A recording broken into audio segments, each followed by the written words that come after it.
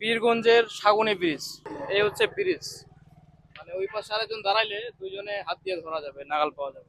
কত ছোট একটা বাস আসতেছে, একটা বাস আসতেছে, এই বাস ঢুকলে এই ব্রিজে আরেক দিক দিয়ে আরেকটা যে গাড়ি যাবে, এরকম সিচুয়েশন নাই। এই যে বাসটা আসতেছে, দেখেন আপনারা প্রিয় ভাইরা, এই যে দুইটা গাড়ি, এখানে অ্যাম্বুলেন্স, অ্যাম্বুলেন্সটা এখানে ব্রেক দিয়ে দিছে।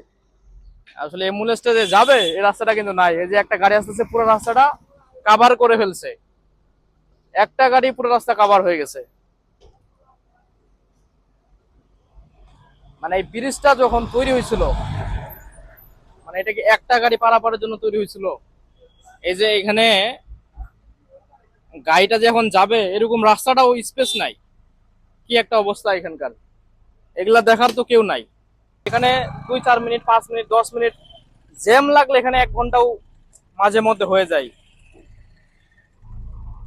যে অ্যাম্বুলেন্সটা এখন গেল, মানে একটা গাড়ি গেলে আরেকটা গাড়ি যাওয়ার মতো অবস্থা নাই। এগুলা দেখার আসলে কেউ নাই। এজন্য মাঝে মধ্যে অনেকেই বলে যে এই দেশে আসলে মা বাপ নাই। মামা চাপে থাকিয়েন একটু। আর ব্রিজটার অবস্থাও কিন্তু খুব খারাপ, ঘষে ঘষে পড়তেছে ব্রিজের সিমেন্ট গুলা। এগুলা দেখার আসলে কেউ নাই।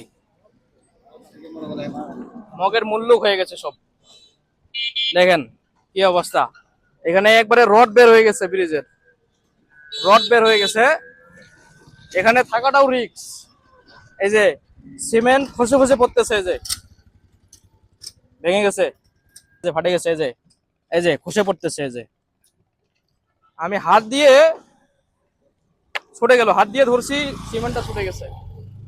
কি অবস্থা, মানে একটা গাড়ি গেলে আর একটা গাড়ি যে যাবে এইরকম সিচুয়েশন এখানে নাই। আপনারা তো ইতিমধ্যে দেখলেন। তো মাঝে মধ্যে এখানে যদি একসাথে কয়েকটা গাড়ি আসে বড়, এই যে আবার একটা ট্রাক, রাস্তাটা কিন্তু খুবই রানিং, লোকাল রাস্তা যে তা কিন্তু না। একটা অটো আসতেছে সামান্য, তারপরে এই গাড়িটা যাইতে পারবে না। সিএনজি অটোটার কারণে এখন গাড়িগুলোকে এখানে আটকে থাকতে হচ্ছে। এগুলা দেখার আসলে কেউ নাই। এই ব্রিজটা অতি দ্রুত সংস্কার করার প্রয়োজন। এখানে একটা গাড়ি গেলে আর একটা গাড়ি যাওয়ার মতো রাস্তা থাকে না। তো এটাই ছিল পীরগঞ্জের সাগুনে ব্রিজ থেকে। সবাই ভালো থাকেন, আসসালামু আলাইকুম।